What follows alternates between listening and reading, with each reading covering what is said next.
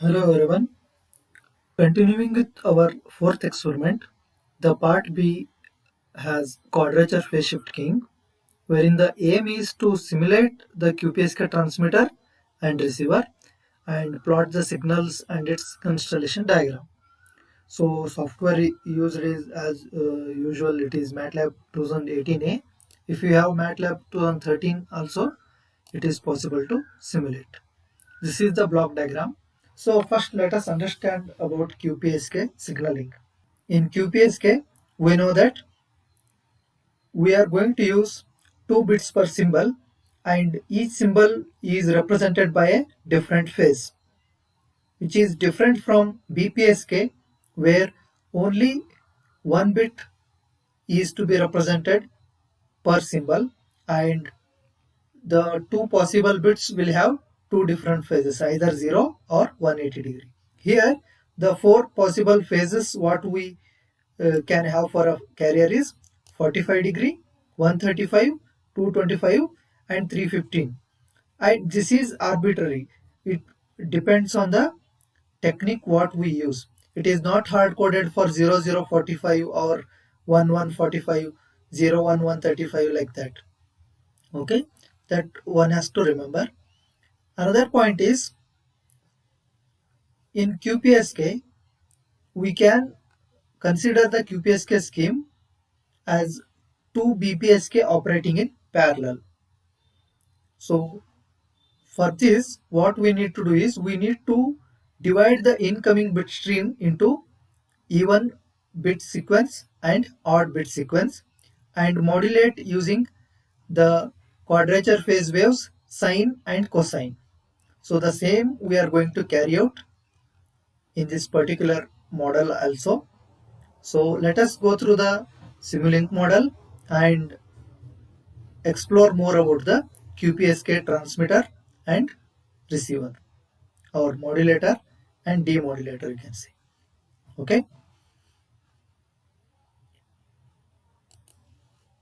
so this is the block diagram.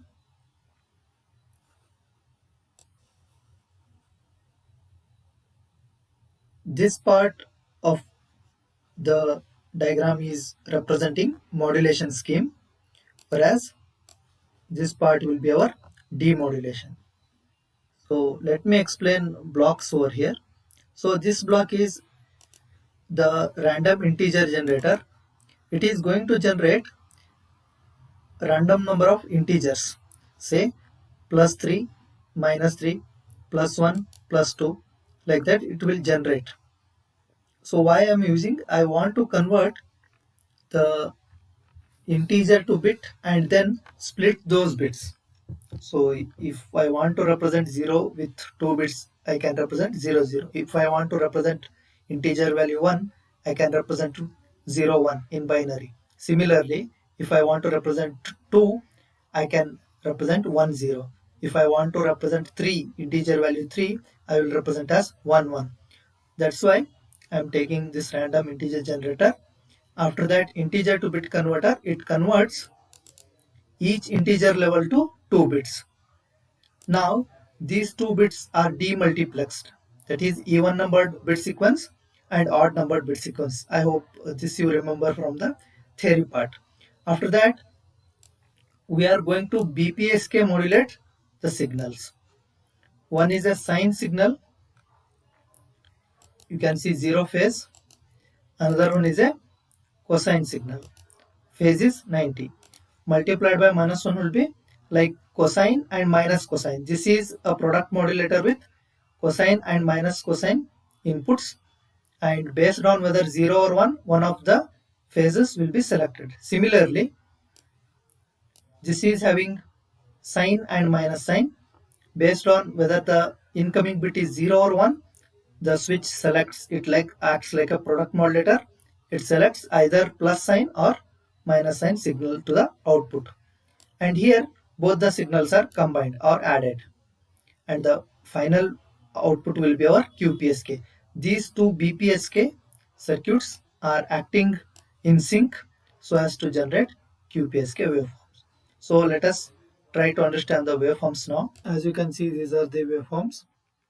So the integer data is given by the first waveform, where it is generating 0, then 3, then 2, then 1, again continuously zeros, after that continuously ones, that is 3 plus 3. Okay, now this is converted into integer stream, that is it is converted into bit stream consisting of 2 bits representing one voltage level.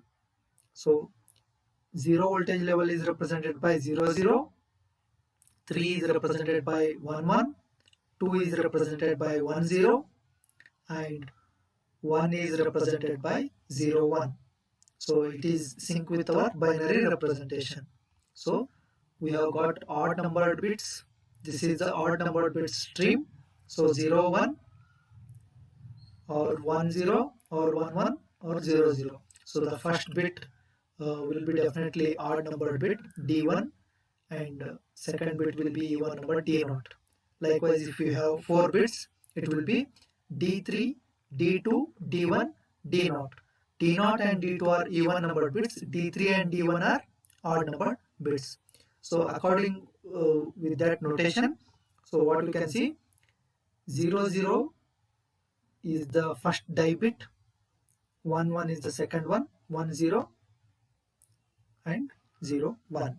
So now this odd numbered bit stream is modulated with sign and minus sign, which is sign and minus and BPSK, whereas the even numbered bits modulated with minus cosine and plus cosine. Minus cosine is for bit 0, plus cosine is for bit 1. Same is true here. Bit 1 is represented by plus sign wave. Bit 0, that is number of bit zeros are there, so they are all represented by negative phase shift, that is minus sign. Similarly here we can see 0, here also 0, so they are minus sign continuously or minus cosine continuously. This I hope you already know from the BPSK. Now at the end, what we'll do, we'll add these two BPSK which we have generated in parallel, in phase and quadrature phase. So when we add these two signals, what we'll get? We'll get the QPSK signal, which you can observe that for 0 0, phase is just before the negative 90 degree, or just before 270, that is 225. For 0 0, which is in the third quadrant, both are negative, both x and y axis will be negative, so we are encoding it as the signal with phase 225. Then 1 1, both are positive, so first quadrant 45 degree. This is our convention. We can have different schemes as already discussed. Then 1 0, for 1 0 you can observe that the quadrant will be fourth one, where it is just before 180. Just before 180 in the negative cycle means it is definitely 315.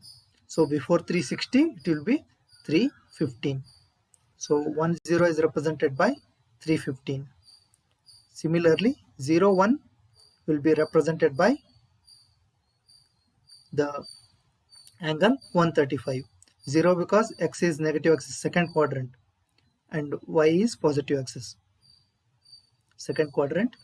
In second quadrant, after 90 you will be having second quadrant, definitely it is 135. So with that notation, what we can understand is 0 0 is represented by 225 degree, whereas 1 1 is represented by 45, 1 0 is represented by 315, and 0 1 is represented by 135 degree. And the QPSK generated has 4 different phases for 4 different symbols, and each symbol is having 2 bits, 0 0, 1 1, 1 0, 0 1. So this is the way we can generate the signal. Let us look into the receiver. So in the receiver we have 2 BPSK demodulators. This is the demodulator circuit 1, which is having product modulator 1, then digital filter, then comparator. After that, the reverse operation what we have done there, that is we need to justify the positive level and the negative voltage levels of the signal. So for that we have multiplied with -1 and then added with +1. So positive voltage levels we want to get at the output, that is the same unipolar NRZ signal what we have applied. For that manipulation we have done. And in the demodulator, again the second BPSK demodulator, here the signal is cosine, that is the synchronous carrier what we have used is cosine, whereas here we have used the sine signal, phase 0. Okay, both are similar circuits. Now we have generated the even bit stream and odd bit stream. Now we have to multiplex these two signals, then only we can get back our original signal. So it is multiplexed using a multiplexer, 2:1 multiplexer. Let us check the output now. So as you can see, QPSK wave is our input to the demodulator, and we are going to get data out 1 and data out 2. We are comparing here data out 1 and data out 2 with data in 1 and data in 2. These are the demultiplexer signals we had in the transmitter end, correct? So if you compare data in 1 and data out 1, they are same. Here 0, here is 0. There is a slight delay. You can consider 1 bit delay here. So it is delayed version, but the bit stream is same. Similarly, data in 2 and data out 2, both are same sequences with delayed version, that is output is delayed version of input. Now when multiplexed, that is data in and data out are multiplexed. So data in multiplexed is here, which is same as this one. The second bit stream is delayed version of first one, that is output is delayed version of first one. So what we can understand from this, we can successfully demodulate the QPSK signals if we are able to design a receiver which can deal with our modulated signal, which is in phase as well as in the quadrature phase. Okay, so that's what the takeaway from this particular experiment. I hope all of you have understood this experiment. Thanks for watching.